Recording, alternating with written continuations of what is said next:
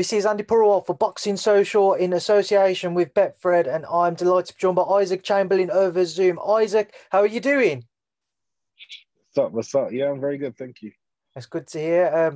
First time we've had a chance to speak in a while. I know you've spoken to my colleagues throughout this throughout this past year or so with a pandemic. Just from kind of an update for me though, how have you found working throughout this year? I know you've fought a couple of times, but away from that, how have you found trying to work behind the scenes? Obviously it's a very, very difficult time for everyone, but I just definitely believe that you just have to stay committed to the process and stay consistent. And I definitely believe that it's paid dividends, especially in my career where there's been a lot of politics involved. I've just had to really, keep trusting and keep grafting away, and obviously it's starting to pay off. But this is just another part of the story, with the injuries and stuff. But according to the lockdown, I just believe that, it's one of those things where you have to just think about it day by day. You can't just think too far into the future. Just control what you can control and let everything happen as it should be. You mentioned there you've had a lot of kind of situations in your career which have been politically involved in the boxing world. Just moving forward with your career, how much better off do you feel you will be for those experiences because you know how to handle them even better in the future if ever you was to come across similar scenarios? Oh yeah, it's paid dividends in my career, and it's made me so much more mentally strong. So much more mentally strong. So I know that whatever happens, I know how to take care of myself. It's basically invaluable experience in a certain way. So I'm just grateful that I even got to this position. Some of the things as well that I've even done, most people won't get to do it in their careers. So I'm very, very grateful for every opportunity that's given to me and for all the wins and all the lessons. Oh, just talk to me about your last performance, your stoppage win against Matt Sen, first round win, relatively straightforward. But what did you make of it now you've had time to reflect? I think it was definitely, obviously, the first fight before that, I got the cobwebs off. And then the second fight, I thought, okay, let's get to work. Let me show everyone what I'm really about. And yeah, it was good. It was definitely good. It was very good to show everyone everything that I've been working on, including my physical capabilities, with my power and my explosive power and my speed and my strength. So, and obviously my ring smarts, even though it didn't last long, I definitely showed some ring smarts, catching and shooting, bowling under the shots, bit of defense as well. So, it's good that I actually showed a little bit of that, but I kind of wanted to show a lot more of myself because I know even ask Mick, my potential is unlimited. Talk to me about your link up with Mick because, I know Shakan Peters very well. And when Shakan signed his deal, he told me there was a plan in place for him. Granted, he lost to Craig Richards, but there was a plan there if he'd have beat Craig moving forwards. What's your plan? What is the plan Mick has set out for yourself?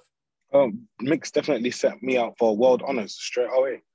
World honors. We're going to go the international route, by the WBC, go that way and just keep stepping, keep fighting great quality opposition. Obviously, the first two was obviously like warm up to get back in because it's been 22 months. So, but the next one, obviously, after my injury, to make sure the shoulder's good. And then from then, we just start cracking on and fighting the best in the division. Do you feel a pressure? I know you're still only very young, Isaac, especially in the boxing world, but you've obviously been around it for a fair while now. Do you feel the pressure at all to really crack down and make sure, despite how difficult it may be with a pandemic, but make the most of this year to get out and to be in these types of fights, which can lead towards world honors, as you mentioned? I'm not really feeling pressure, because the only people I really ask like for advice from is my team. Everyone else is just like they love you now, they hate you the next. It's just like whatever. You know what I mean?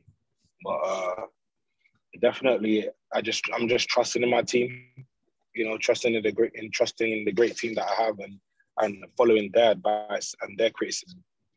Because I know it comes from a good place. We haven't got an opponent announced yet for your bout on May 22nd. Have you got any update as to who you think you will be facing yet? No idea yet. The main concern is obviously working on rehabbing the shoulder properly. It's about 95% of the way there. And I think it'll be more because it's feeling very, very strong and very stable. So that's the main thing that we always talk about when I'm speaking to Mick, just to make sure that, you know, the shoulder is good, it's ready. So yeah, I don't really know the opponent yet, or we haven't really got to that stage yet. But I'll probably find out in the next month or so. Moving forwards with yourself, Isaac, certainly domestically, I know you're looking at world honours, but domestically, there's been a sudden surge in talent over his past year or 2 years. We obviously saw Lawrence Okolie pick up that world title last week. When you're seeing these guys, you know, Chris Billam-Smith facing Dukar was meant to face Juma for the British title and Commonwealth. But when you see these guys in these fights, does it give you even more of a desire to get back involved in those types of fights?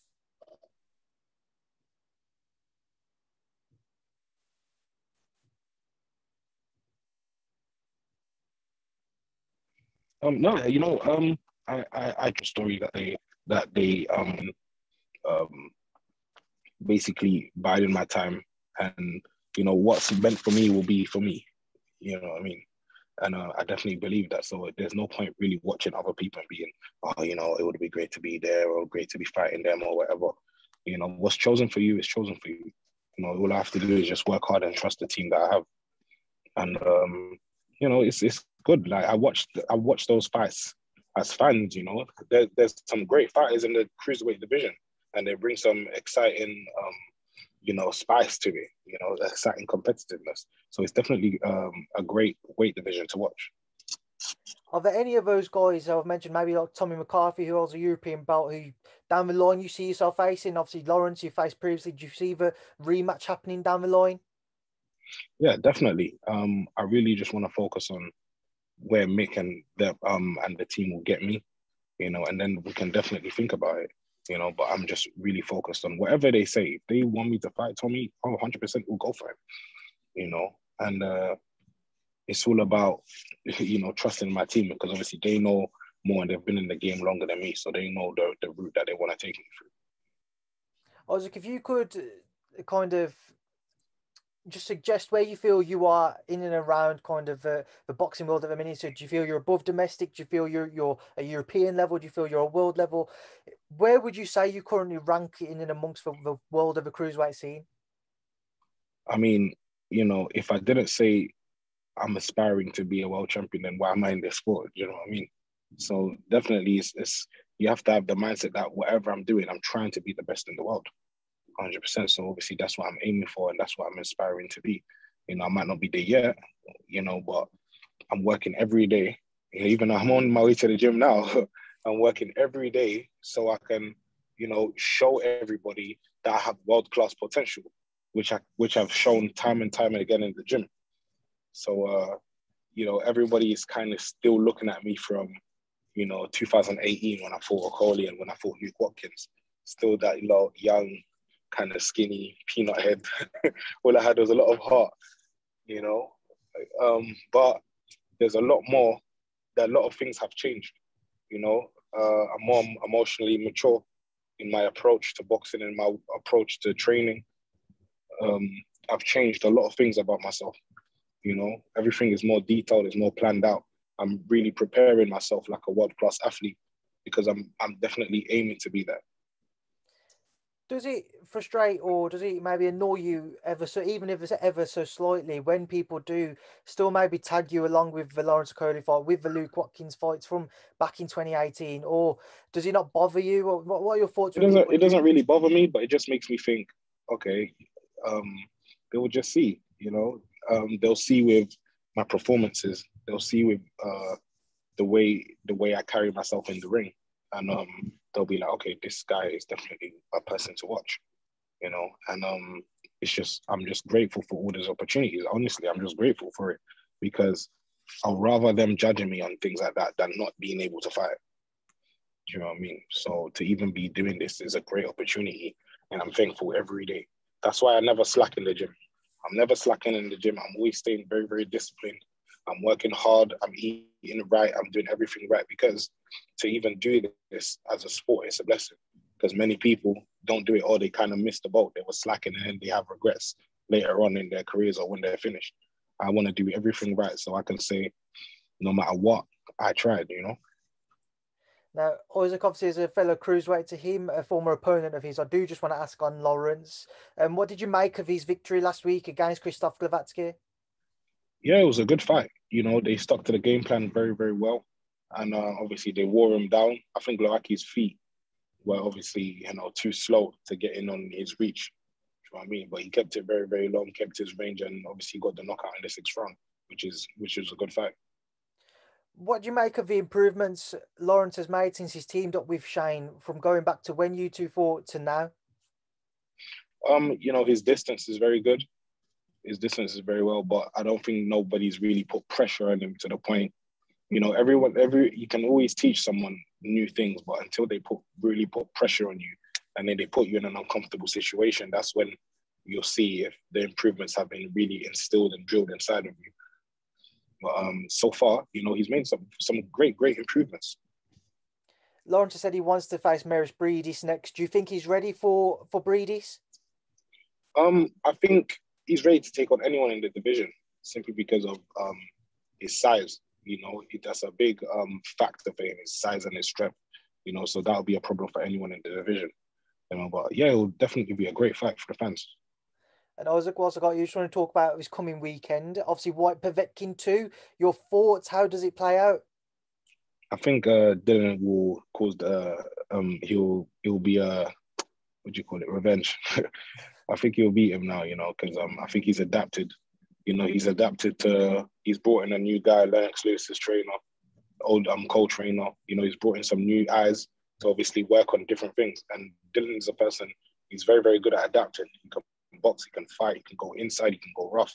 So I definitely think he will make the necessary adjustments to beat Povetkin this time. Right, Isaac, we will leave that there now, and I will leave you to enjoy the rest of your day.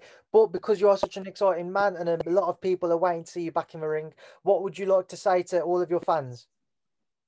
I just want to say thank you for, you know, believing in my story. Thank you for trusting the process with me, because obviously it was very, very difficult at times. But the messages I got from fans and supporters, I was very, very blessed to know that these guys still believe in me. You know, there's not many times you see a guy take, obviously it wasn't my fault, but have 23 months out the ring and I'm still being talked about on TV, still being spoken about on social media as one of the best boxers in the division. You know, so it's definitely, I'm definitely grateful for that. I'm definitely grateful for all the support of the fans, and I can't wait to repay them back with great fights. Isaac, it's been a pleasure to talk to you for the first time in a while. I'll be sure to keep in touch and speak Yes, to you bro. again soon. Thank you for speaking to Boxing Social. Thank you, bro.